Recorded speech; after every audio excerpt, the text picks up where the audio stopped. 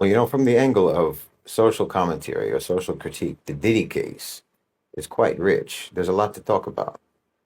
For me, the most interesting thing is what is demonstrated on multiple levels about the Western psyche.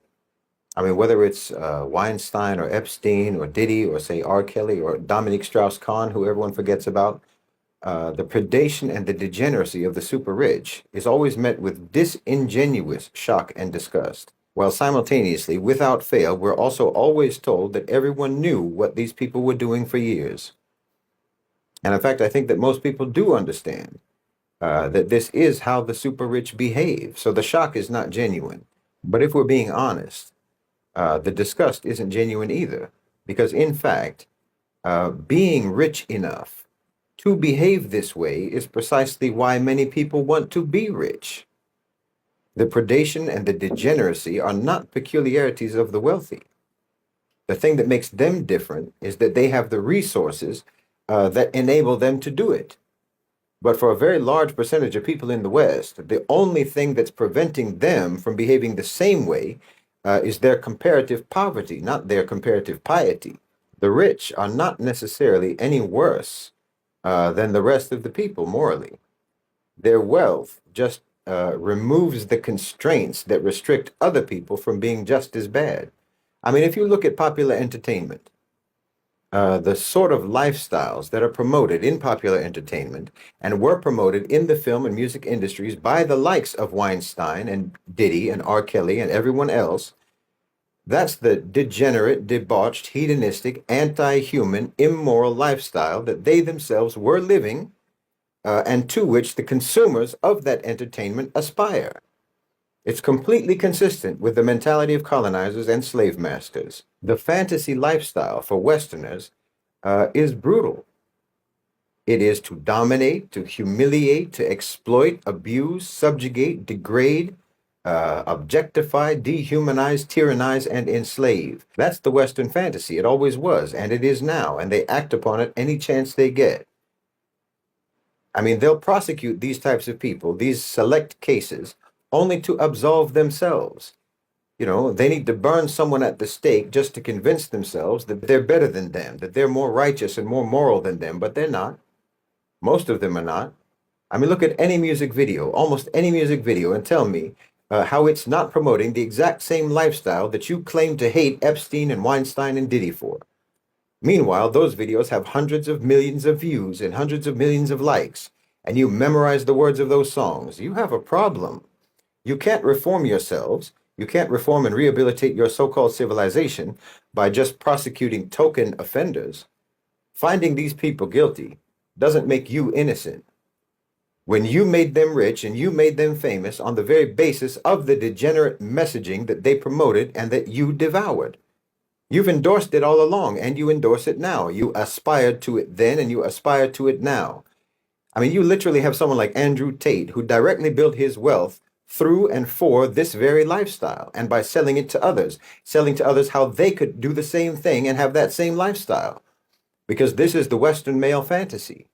I mean, think about it. Everybody in this case, in the Sean Combs case, everybody wants to know about the celebrities who were at those parties. No one wants to know about the nameless, faceless executives, the obscure, pasty old men for whom those parties were undoubtedly actually arranged in the first place. The celebrities were just the draw.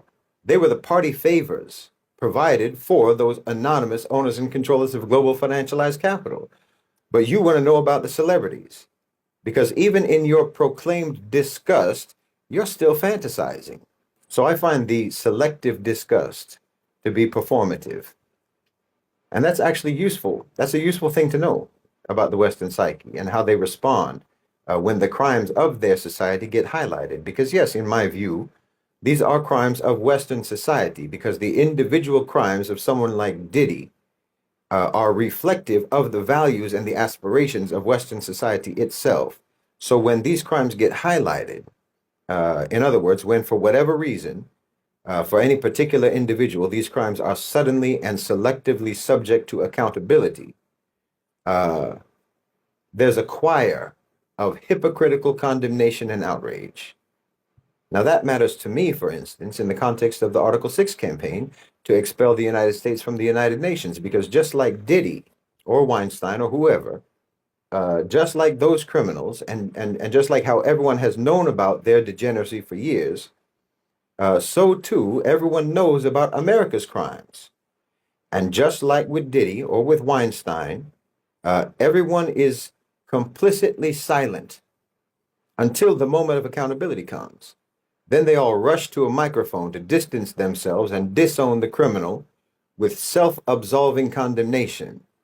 So this is why you might see France and the UK not veto Article 6 at the Security Council, because once we bring all the US violations to light in an official venue, not just in an essay or a book or a lecture or what have you, but actually in an official legal venue, violation after violation, crime after crime, human rights abuse after human rights abuse, stretching back for 8 decades, and call it out for what it is, why France and the UK are likely to act just like every associate of Diddy or Weinstein or Epstein or any of these other degenerate predators and race each other to the podium to condemn and distance themselves and exonerate themselves and try to salvage their own reputations and polish their own image and assure the world of how good they are, how law-abiding they are, how principled they are by throwing America under the bus.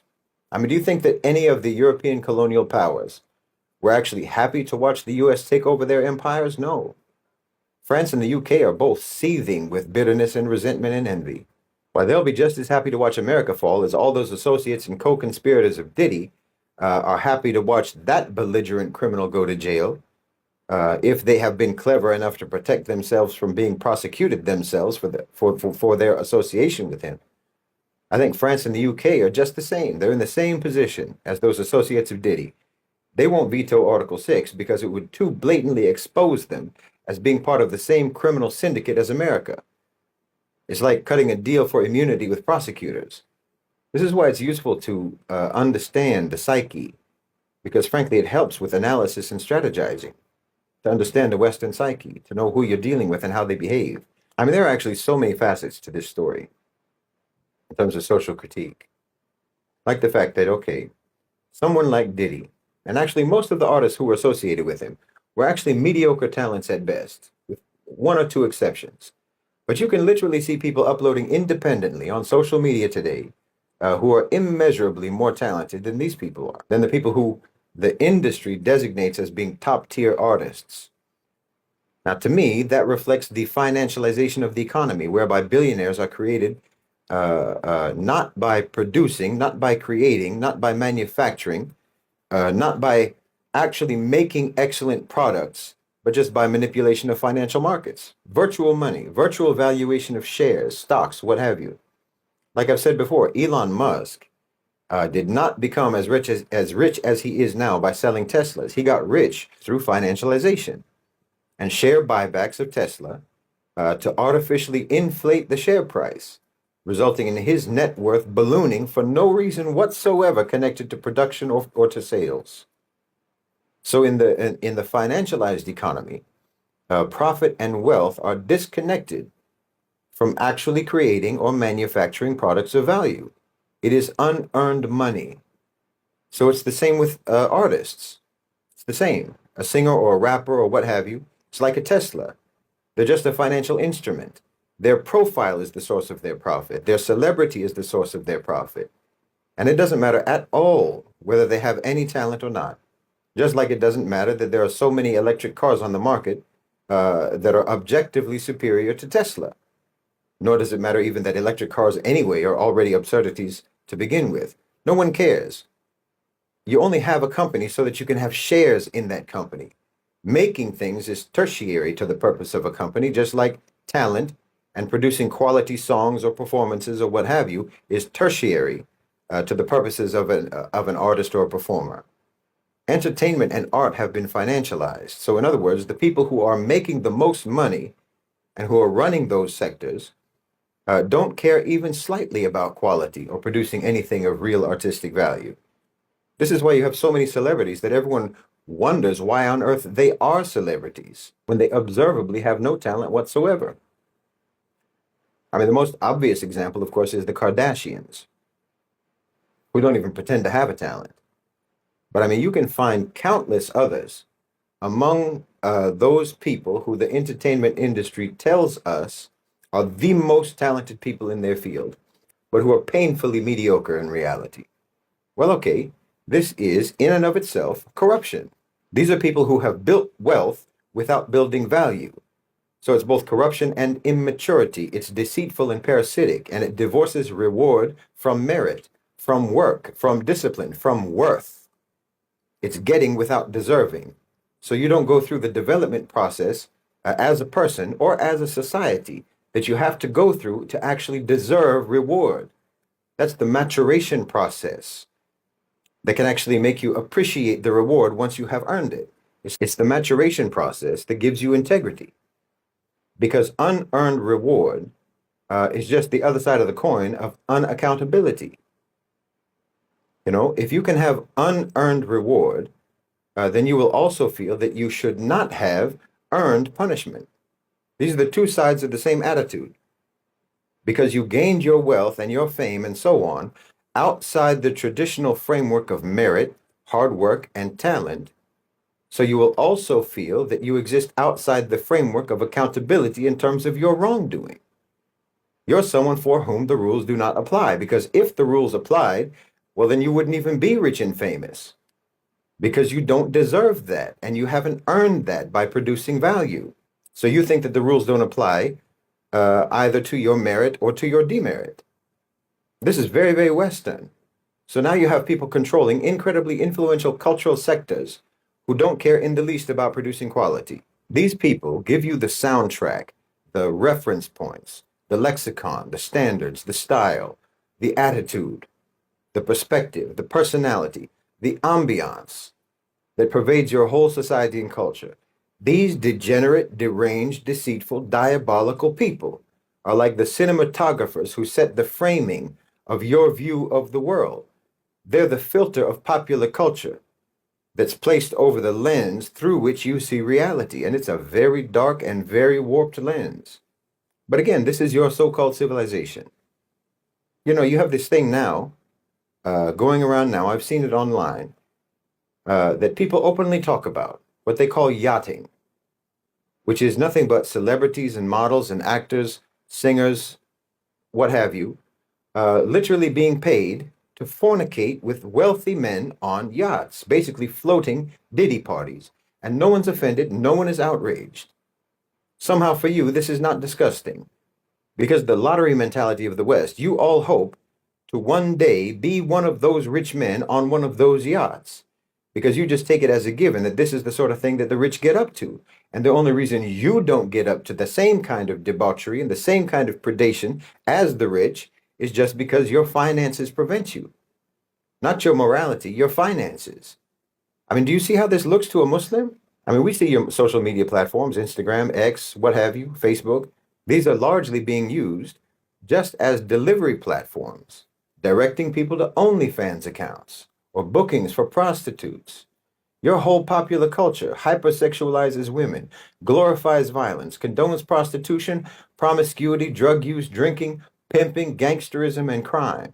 And then you clutch your pearls in shock and disgust when one of you gets caught doing in real life what you always promoted in your songs and videos and movies. When you get caught acting in real life the same way that you acted on screen. When you get caught living the lifestyle that all of you tell each other is living the dream. Well, it looks to a Muslim like the only thing that you're actually offended about or outraged about is the getting caught part. But then, like I said, you just use those opportunities as a chance to pretend to be disgusted by the behavior of people whom you made rich because they promoted that same behavior in their songs and movies and videos. I mean, why weren't you disgusted by it when it was put to a beat? Why, if Diddy had released tapes of his parties in the form of music videos, his net worth would have tripled, and he probably would have gotten a VMA award. Because the fact is, you approve of all this. You aspire to it. And in fact, that degenerate lifestyle, that predation, and that debauchery with impunity is actually the American dream. It's the colonizer, slave master, Western imperialist dream. And for anyone who's over there in the States or in the West who genuinely